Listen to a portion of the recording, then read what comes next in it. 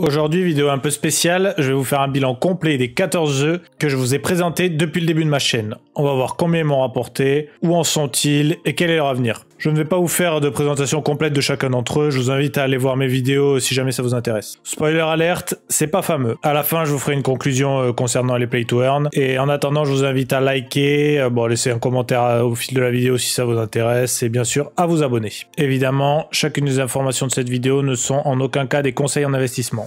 On commence plutôt bien avec CryptoCars. Le premier jeu que je vous ai présenté le 13 septembre et j'y joue d'ailleurs toujours. Du simple PvE dans lequel il faut faire des courses de voitures. Avec un investissement de départ de 319 $, j'ai retiré en tout 1486 $, soit un bénéfice de 1167 $. Le jeu est toujours viable pour le moment, donc je compte bien continuer d'en profiter. Avec actuellement 9 voitures à 18 sécars en moyenne chaque jour, pour chacune, je fais 162 sécars par jour. On rajoute à ça 5 sécars environ grâce au Car Workshop, donc ça me fait 167 sécars par jour et donc 5010 par mois, soit au cours actuel 3042 $. Bon, j'achète des voitures au fur et à mesure, donc je sors très peu d'argent. Le projet continue à hyper les gens, ils développent leur métaverse avec deux autres jeux, CryptoPlane et CryptoGuard. Le PVP est plus proche que jamais d'arriver. J'ai bon espoir que le cours du jeu tienne encore quelques temps. C'est le premier et probablement le meilleur dans lequel je suis rentré. Il faut juste que je sois pas trop gourmand et que j'arrête d'acheter des voitures pour prendre l'oseille avant que le cours crash si jamais ça arrive un jour. Plants vs Undead, une de mes premières grosses déceptions dans l'univers de Play to Earn. Avec un investissement à 232 $, j'ai gagné en tout 0 $. Le token est passé de 24 $ à 15 centimes. L'incompétence des devs et le fait de ne pas écouter les conseils de la communauté a engendré une chute vertigineuse. Je me souviens même plus comment ça s'est déroulé, mais chaque jour il sortait une nouvelle règle faisant gagner de moins en moins d'argent aux joueurs. Donc forcément tout le monde s'est barré. Et ceux qui sont rentrés trop tard,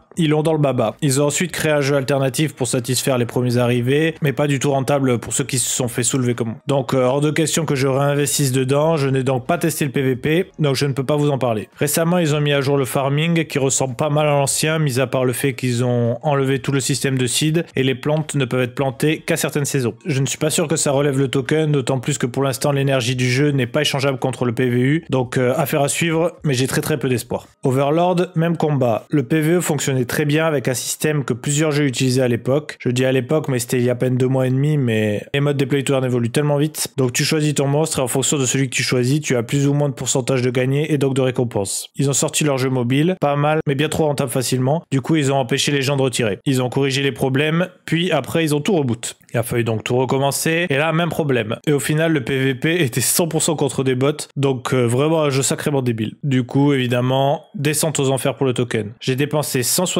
$ et j'ai réussi in extremis à sortir 64 $, donc j'ai perdu que, entre guillemets, 96 $.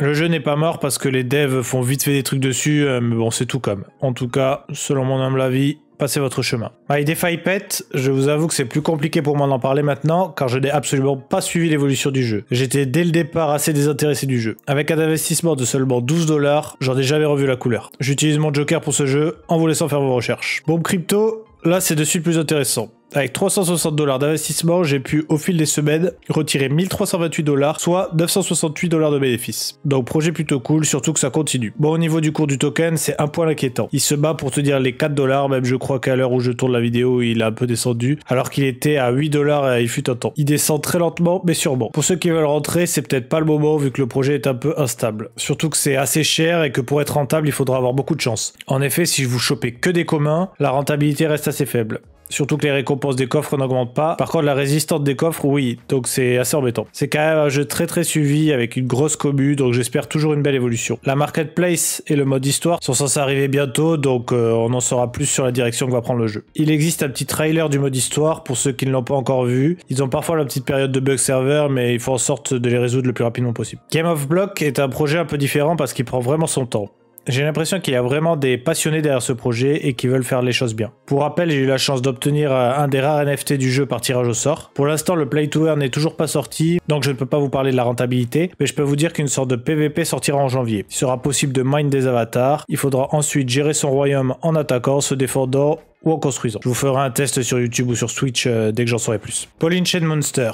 Leur système de base est franchement intéressant et addictif. Faire des combinaisons de collection pour gagner des points. Plus tu as de points, plus tu montes dans le classement et plus tu as de récompenses. Sauf que j'ai investi 340 $ et je reste très loin dans le classement, donc je gagne que dalle. Le problème du jeu est qu'il te force à réinvestir sans cesse. Et quand tu joues face à des riches, tu es évidemment aucune chance. Donc j'ai pas réinvesti et au fil de semaines je gagne de moins en moins. Surtout que l'argent qui est divisé est celui recueilli dans l'investissement des packs. Pour me rembourser, j'attends donc impatiemment le play to earn. Après je suis assez content, ils ont l'air de bosser sur un projet de MMORPG à la Pokémon. J'ai testé rapidement ce matin, c'est pas encore ouf mais ça peut devenir prometteur. On peut visiblement faire des mondes avec 24 joueurs donc ça peut être sympa de jouer avec la commu. Tu peux créer ton avatar et combattre comme dans Pokémon, il y a tout un système de force et faiblesse, mais il faut évidemment déjà avoir des polymones pour pouvoir y jouer. Il y a du PVP et du PVE. Si votre polymone est blessé, il suffit d'attendre qu'il se régénère chaque heure ou payer 5 points à l'infirmerie. Points qu'on gagne en faisant des quêtes. Pour se faire de l'argent via ce mode, il est possible de trader ces monstres via OpenSea. Donc affaire à suivre, mais ils semblent recruter donc ça peut être cool. Maintenant on va rentrer dans ce que je vais appeler la terrible méta Oracle. Pour ceux qui connaissent pas l'Oracle, c'est un système qui adapte les récompenses au cours actuel. Donc si le cours est haut, toute petite récompense, s'il est bas, grosse récompense. De sorte que la récompense soit toujours exactement de la même valeur. Quand tu rentres très tôt sur le jeu, c'est très bien, mais si tu rentres tard, c'est l'enfer. Visiblement, ce système a plu aux balais et aux traders qui se sont fait plaisir en prenant l'oseille puis en détruisant les jeux. Je dis bien détruire parce qu'on a un exemple parfait, CryptoMine. Le token est passé de 800 $ à 3 $ en quelques jours. Impressionnant. Avec 350 $ d'investis, j'ai pu retirer 800, donc 450 de bénéfices. J'ai réussi à sortir un peu de sous, donc j'ai échappé au pire. Les devs ne lâchent pas l'affaire et lancent un deuxième jeu en parallèle, CryptoMines Reborn. Mais ils n'auront pas le droit à une seconde change de mon côté. Il y a bien trop de play to earn qui sortent pour que je remette de l'argent sur une équipe qui s'est déjà plantée. Coin2Fish, deuxième exemple d'Oracle qui s'est foiré. Défaite un peu différente, mais défaite quand même, avec un jeu qui se meurt à petit feu. Avec 37 $ d'investissement de départ, puis 120 $ d'investissement de guild, j'ai réussi à retirer 197 $. J'ai donc fait un bénéfice de seulement 40 $, alors que j'y ai quand même passé pas mal de temps à nourrir ces foutus poissons. Encore une fois, les devs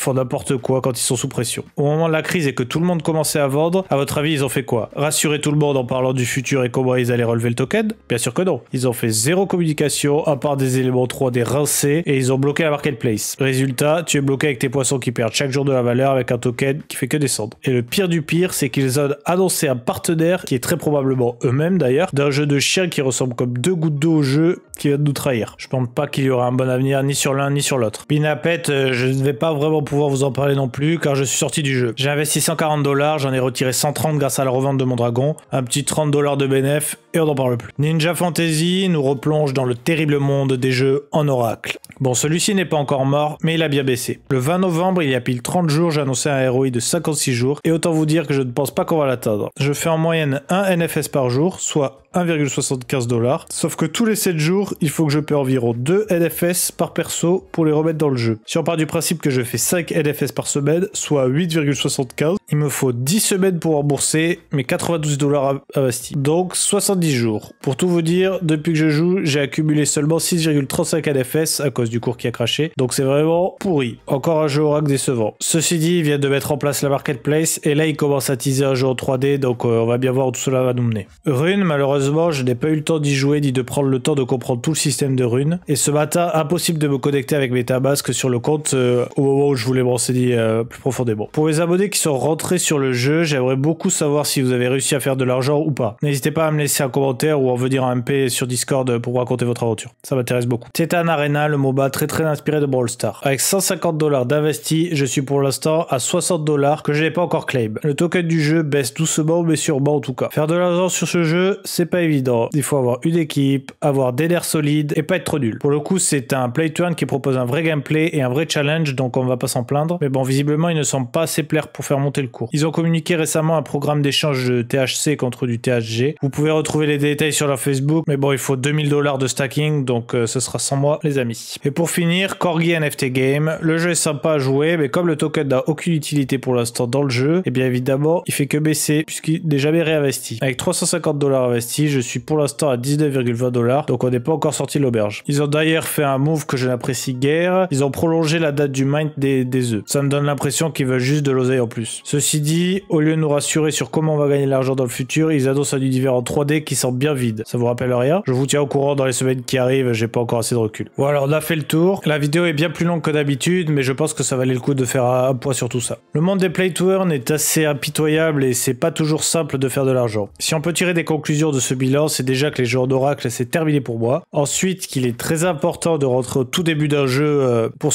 pour avoir un bon ROI et de récupérer son argent le plus vite possible avant l'orage, comme ça c'est sans rancune si ça se crache. Après au niveau des développeurs des jeux qui crachent, je ne sais pas encore bien si on peut les considérer comme des escrocs ou seulement des gens incompétents. Ceci dit, avec l'euphorie des jeux qui sortent dans tous les sens, c'est très facile de perdre son argent. Je continuerai donc d'être votre bouclier et de prendre les balles pour vous. Vous le méritez avec toute la bienveillance que vous m'apportez. En tout cas, 2022 annonce du très lourd pour les jeux Play to Earn. La monétisation est lancée avec un beau 9 € de réaliser en 4 jours. Le début de la richesse. Donc l'idéal, si j'ai assez d'argent pour quitter mon emploi actuel, j'aimerais faire 2 vidéos par semaine et un live Twitch. Sachant que pour avoir la monétisation et l'accès des abonnements Twitch, je dois streamer sous 30 jours, au moins 7 jours différents et un minimum de 8 heures. Donc faut que je vois comment j'organise ça. Ça pourrait d'ailleurs être sympa de faire une sorte de sub-goal dans lequel je rentre dans le jeu de votre choix si on l'atteint. Bref, j'ai plusieurs idées comme ça, donc hâte de les mettre en place. Petit bonus pour pas vous laisser sans rien, j'ai eu l'occasion de rentrer sur le token Mousehound. Malheureusement, la possibilité de rentrer via Seedify était aujourd'hui, donc évidemment c'est déjà complet. Je parle de l'IDO ici. Par contre, le token sort demain sur PancakeSwap, donc soyez à l'affût si le projet vous intéresse. C'est un play to earn plutôt BG, réalisé sous Unreal Engine 5, donc ceux qui suivent un peu les jeux vidéo, ils doivent connaître. Il y aura bien sûr également du stacking, et l'équipe